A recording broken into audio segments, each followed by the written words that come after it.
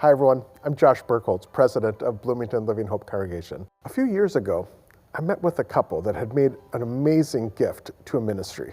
Not our ministry, but it was a ministry very similar to ours.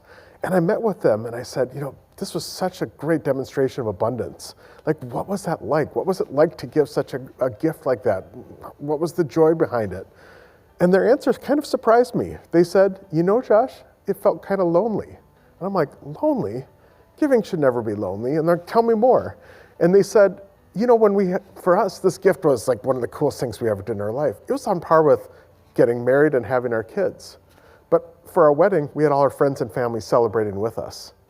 When we had our kids, we had baby showers, we had all this joy as on social media channels, but the giving, what are we gonna do? Go say, hey, we gave this big gift to our church, to our ministry?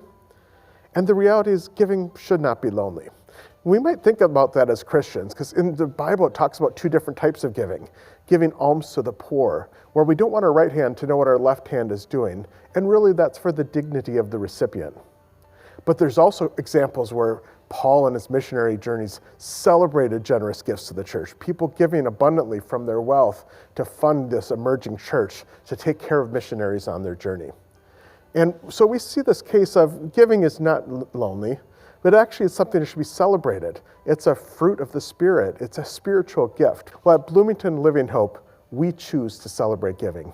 We want to lift those up that are generous.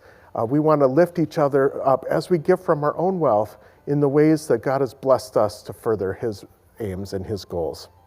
Now today, you have an opportunity for Give to the Max Day to lift up not only our ministry, but to lift up one of our families of our congregation.